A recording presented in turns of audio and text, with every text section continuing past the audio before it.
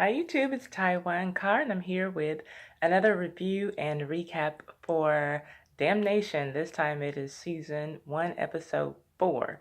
This one is called The Emperor of Ice Cream. Okay, got my notes down there.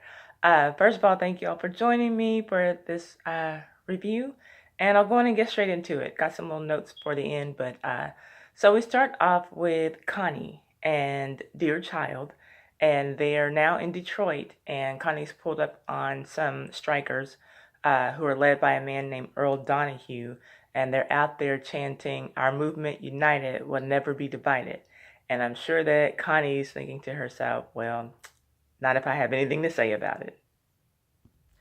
So Connie worms her way into Earl Donahue's house by meeting his wife at the door, knocking on her door and charming her, putting on this act that she is a traveling perfume saleswoman who's married to a striker also, and she's just trying to make ends meet. And the lady seems very standoffish at first, but then sees Connie's daughter, Dear's child, and she has a daughter who's about the same age, and so lets her guard down and lets Connie in. And we know that she should have just followed her first mind, but Connie sits down with her and starts doing her perfume sales pitch, but we know that Connie's just there to kind of scope out the place, and we'll see what happens to her. Then we see, and I'm just kind of sticking with the Connie storyline for now, but we see her and her daughter parked on the street, kind of staking out the Donahue's home, and she's waiting for Mrs. Donahue, Zelda, and her daughter to leave so that she can get in with Earl and those strikers. I think that he had four, maybe 3 or 4 men in there with him. And Zelda and the daughter do leave, and Connie makes her way in, by this time presenting herself as a delivery person who has a gift for Mr. Donahue. And the men willingly let her in. I don't think that Connie's ever going to have trouble getting into any of these places with these men because she is, an attractive woman who's presenting a smiling face. So they're always going to, she's always going to be able to get in and kill whoever she needs to kill. Because she, I guess, just doesn't look like the type of woman who goes around killing people. But so they let her in, and she proceeds to shoot and kill all of them. One she only wounds at first, but then she sees that he's holding that pamphlet that we've been seeing by Dr. Samuel T. Hopkins, I think is the name that's on the pamphlet. And she asks him where he got that pamphlet, and he says in Iowa, and she asks where in Iowa, and he couldn't remember the name of the town. But she got as much information as she could get out of him, and then she kills him, and so we can only assume that she's on her way to go there to try to find Seb, because she knows that Seb, and maybe even Seb and Amelia, are the authors of this pamphlet.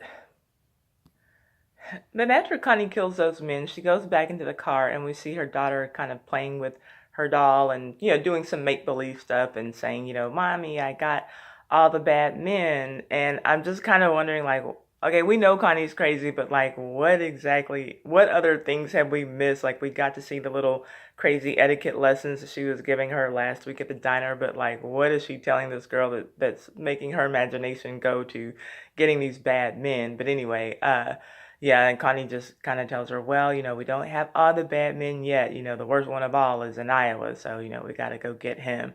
And I'm just thinking, okay, so now we're going to have Connie and Seth and Creeley all in this same little town in Iowa, and Holden, everybody's gonna die, right? Like, those are 3 people who don't need to be together under any circumstances. Okay, so let's get to Bess and Creeley and talk about their situation. I didn't see as much of them as I wanted to see. They're kind of complicated characters. I mean, everybody is. Nobody's just all good or all bad, and I like that about this show. But I think that it's obvious to us, whether it's obvious to the 2 of them, that they are falling in love with each other, or they at least have some strong feelings for each other. And we get Creeley kind of just thanking her for helping out with the Black Legion situation, and he gives her $100. And she seems insulted, because I think that she kind of is wanting like just this relationship and, not wanting to feel like she's on the payroll for everything she's doing. And although she does seem insulted, she's not too insulted, to take the money. She takes the money, and he reminds her basically, that this, is, this arrangement that we have, is strictly business. And I think that she was a little bit hurt behind that. And I believe that the money that Creeley gave her was $100 bill. It was either a 50 or 100. I think it was $100 bill.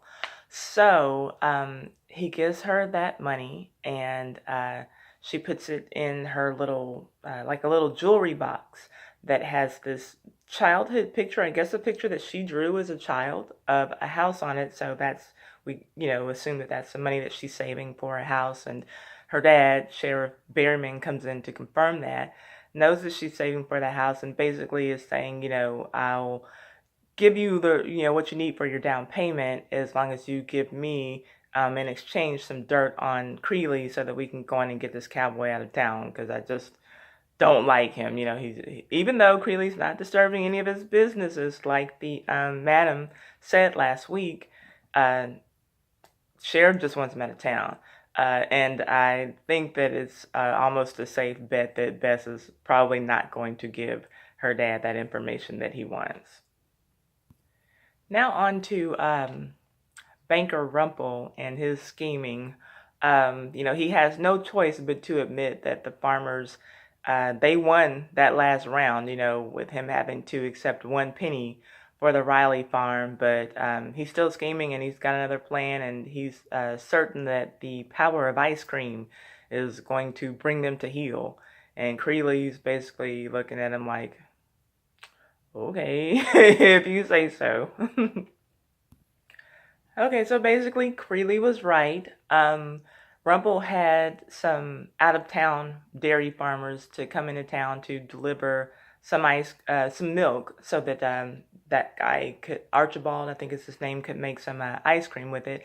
But they get stopped by the Holden farmers, and they're asking them, what do you have? And so they lied, and they said that they had some moonshine, and well, we got to check it out. So the tarp comes off of the back of their truck, and I was just praying that it wasn't another Creeley situation. I'm like, don't let anybody pop up and start shooting, but it wasn't that again. This time we just see some barrels, which could have been moonshine, but the one black farmer, he takes a gun and shoots one of the barrels, and we see that it's milk. So basically those guys who were trying to drive that milk into town, they pretty much just get roughed up. All their milk gets shot up, or at least most of it. And they get assaulted and, told that basically they got off easy, kind of like if anybody else is trying this, they're going to get it worse than you do, than you've gotten it. And so, in other words, Creeley was right, and he and Rumpel are like parked behind where this is happening, and they're watching it all unfold too. So Creeley is being really, really cunning, and he gets to Victor, is that black farmer's name. He gets to Victor, gets him alone by himself, gets him kind of cornered in his barn, and just starts putting some ideas in his head about how bad he really has it, compared to the other farmers, compared to the corn farmers, because they get to just sit on their inventory, if they don't sell it, so what, not a big deal. But you, on the other hand, I mean, you still got to tend to these cows every day, so, you might want to just look out for yourself, because, at the end of the day, regardless of what that preacher says, it really is every man for himself. And it's very obvious, that Victor is, taking these words in. And so we're just going to have to see what Victor does. So now we're at the meeting, the bargaining meeting, I guess, at the ice cream parlor that Seth kind of got everybody to agree to after the farmers stopped those out-of-town dairy farmers from coming in. And he just wants to bring it over to the table. It's the banker, Rumpel, and the food distributor, Stubbs, and Creeley are there, and Seth is basically speaking for the farmers. He has Victor and a corn farmer with him. And So he's got an offer written down on paper and said, in just a total asshole move, it's like offers that paper to Creeley to read their offer. And Creeley's just kind of like, I don't have my reading glasses, Okay, so Victor, okay, not Victor, Creeley, we know he can't read. He might not be able to read, but he does understand numbers and he does understand division. And by division, I mean dividing people. What he does is he gets Stubbs to agree to the price that the dairy farmers are asking for, 30 cents for the milk, but not to agree to what the corn farmers are asking for. And that just starts an all-out fight at this meeting against Wendell, who is the corn farmer, and Victor, who's the black dairy farmer. And so Creeley's just basically got him right where he wants him, and he's standing back smiling and laughing at the result right now. So here we are at the final scene of this episode, and it's Victor making his delivery to Archibald's ice cream shop. So Seth tried to convince him, he couldn't convince him to not do it, so he's like, at least let me just, ride with you. I was surprised that they made it all the way into town, into the ice cream shop, because I really thought that some farmers, would have held them up. But they make it there safely, and when they get there, Creeley is like kind of posted outside of the ice cream shop, and corn farmers are everywhere, here, there, and there, and there with guns. Just everybody's ready. Everybody's posted up, And Victor just starts unloading his milk. And while he's unloading, Wendell, the corn farmer who's in the meeting earlier, comes around the corner with a rifle aimed at Victor. And that is the last time that we see him alive, because, like that, Creeley just shot him and killed him, and then shot that guy and killed that guy, and that guy and killed that guy. Creeley shot every damn body and killed them, and I was just like, whoa, okay. I wonder if that,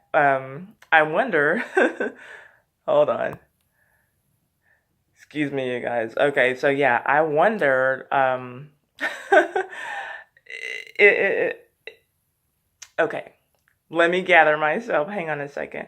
Because I wondered, like, if men feel that way when they see Connie shooting, like, are they turned on? Because I was really turned on when I saw Creeley shooting everybody like that. So anyway, Creeley, you have a fan here.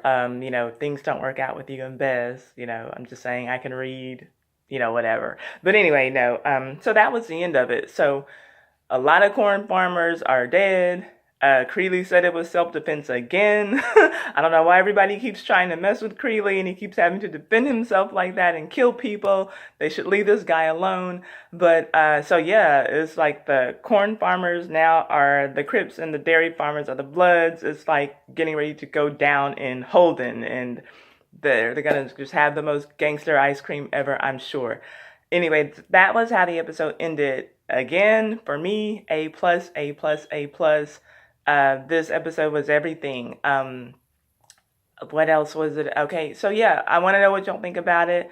There was something else. There was like another thing that was really important. Oh, I know. I gotta look at my notes quickly on what we learned about Creeley and his background. Hang on just a second. Okay, so Seth finally tells Amelia who Creeley is, that he's his half-brother. They have the same father. And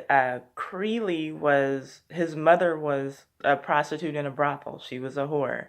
And she brought him up. I guess he grew up in the brothel, and the whores there, the prostitutes, would kind of baby him, I guess, coddle him and give him a lot of affection. And the dad felt like that made him too sensitive and not manly enough. So he pretty much just tried to beat manliness into him. And Seth would sometimes see it and, would catch these ass whippings for his brother to get the heat off of him. And so I guess that was that time that, Creeley was saying that they were all that each other had. At one point when he was telling Amelia that in the first or second episode. So yeah, that's an interesting thing, and I guess that means that Creeley certainly got some issues with women, and he might feel right at home there. At the brothel. It's not just about wanting to use prostitutes. Yeah, he's a deeper character than I originally thought. So that was probably the biggest. I mean, all these secrets that are being revealed, I'm loving it, especially like the family stuff. So I'm enjoying seeing that. I want to know what y'all think what are your predictions, I guess, for the next episode, for the rest of the season? Are Bess and Creeley going to fall in love? Who is this? What is his name? I wrote it down. Ah, Lou Nez guy. Who is he? The picture that we saw on the wanted poster in the sheriff's office. What's up with him? Is D.L. Sullivan, is that the writer's name? Is he finally going to write about something that's important? Is he going to be able to? I want to know that as well. So, I want to know what you think about that. We're just going to have to wait and watch the show to see, of course. So let me know what any of your predictions are. Let me know what you thought about this episode. I'm loving these characters. The women, like I said last week, are so smart and brilliant. The men, and the women, but the men are so complex. I just like watching how everything is unfolding. And before I sign off, I also want to tell you that My Twisted Life with Poetry, that's another YouTube channel that I follow. She just started reviewing this show as well this week. I'll be sure to put a link to her channel in the description bar, so check her out. And I'm also going to put a link to her book. In addition to being a YouTuber, she's also a writer, and she has a book now. Let me warn you, it's not for children. It's a collection of erotic stories called Doing the Damn Thing. And I'm going to put the link to her book so that you can, go to Amazon and buy her book in the description box as well. Thank you for sticking with me for this review. I'm looking forward to next week. I want to know what y'all think about this week. If y'all want to get a discussion going, let's talk about it. I will see you guys soon. Thanks for sticking with me. USA Network, y'all have a winner with this show. We're loving it. Anyway, thanks for talking. Everybody who's been commenting, correcting me. If I left anything important out, if I got something wrong, correct me. I don't have any problems with that. Let's just talk about the show and enjoy it. See you soon. Bye-bye.